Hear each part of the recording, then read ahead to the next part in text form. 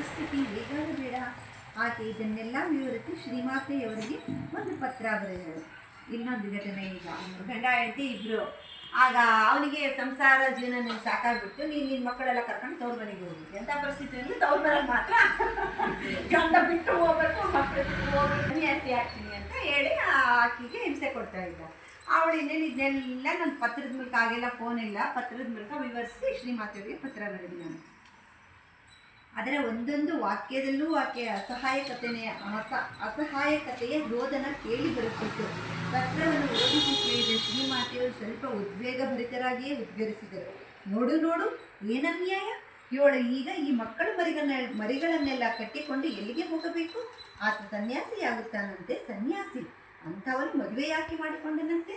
ನಿಜವಾಗಿಯೂ ತ್ಯಾಗ ಮಾಡಬೇಕು ಅನ್ನೋ ಹಾಗಿದ್ದರೆ ಅವರೆಲ್ಲರ ಊಟ ವಸತಿಗೆ ಸರಿಯಾದ ವ್ಯವಸ್ಥೆ ಮಾಡಿಟ್ಟು ಬರಬೇಕು.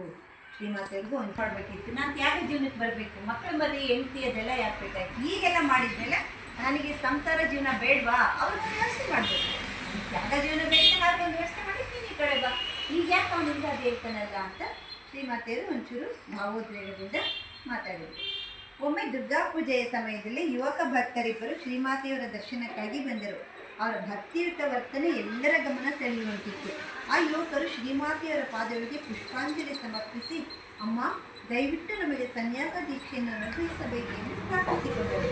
ಬಹುಶಃ ಆ ಯುವಕರು ಹೀಗೆ ಪರಮ ಭಕ್ತಿಯಿಂದ ಪುಷ್ಪಾಂಜಲಿ ಮಾಡಿ ಸನ್ಯಾಸಕ್ಕಾಗಿ ಬೇಡಿದ್ದನ್ನು ಕಂಡವರಿಗೆ ಶ್ರೀಮಾತೆಯವರು ಪ್ರಸನ್ನರಾಗಿ ಸನ್ಯಾಸವನ್ನು ಅನುಗ್ರಹಿಸುವುದು ಖಂಡಿತ ಎಂದು ತೋರಿರಬೇಕು.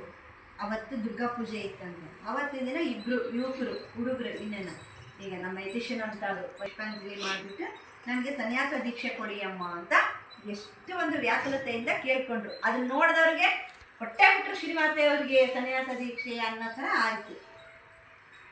ಅದರ ಮಾತುಕತೆಗಳಲ್ಲಿ, ಚಲನವಲನಗಳಲ್ಲಿ ಒಂದು ಬಗೆಯ ಅಸಹಜ ಭಾವೋದ್ವೇಗ ಇರುವುದನ್ನು ಶ್ರೀಮಾತೆಯವರ ದೃಷ್ಟಿ ಗುರುತಿಸಿತ್ತು.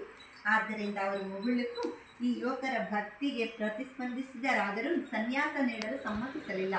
ಯುವಕರು ಮತ್ತಷ್ಟು ಒತ್ತಾಯಪಡಿಸಿದಾಗ ಅದೆಲ್ಲ ಸಕಾಲ ಬಂದಾಗ ಆಗುತ್ತದೆಯಪ್ಪ ಎಂದು ಹೇಳಿ ನಿವಾರಿಸಿಬಿಟ್ಟರು. ಅಂತೂ ಕೊನೆಗೆ ಆ ಯುವಕರು ನಿರಾಶರಾಗಿ ಹಿಂತಿರುಗಬೇಕಾಯಿತು. ಅವ್ರನ್ನೆಲ್ಲ ಅಂತರಂಗನೆಲ್ಲನ ಶ್ರೀಮಾತೆಯವರು ಎಲ್ಲ ಪರೀಕ್ಷೆ ಮಾಡಿದರು. ಮೇಲ್ನೋಟಕ್ಕೇನ ಭಕ್ತಿ ಎಲ್ಲ ಐತೆ, ಸನ್ಯಾಸ ತಗೋಬೇಕು, ಪೂಜೆ ಭಕ್ತಿ ಎಲ್ಲ, ಆದರೆ ಒಳಗೆ ಅವ್ರದಿನ್ನೂ ಪಕ್ವವಾಗಿಲ್ಲ. ಅದಕ್ಕೆ ಶ್ರೀಮಾತೆಯವರು ಹೇಳಿದ್ರು, ನಿನಗೆ ಸಕಾಲ ಬಂದಾಗ ಅದು ತಾನಾಗಿ ಬರುತ್ತೆ, ಈಗ ಬೇಡ ಅಂತ ಹೇಳ್ಬಿಟ್ಟು ಅದನ್ನ ಕಳಿಸಿದ್ರು.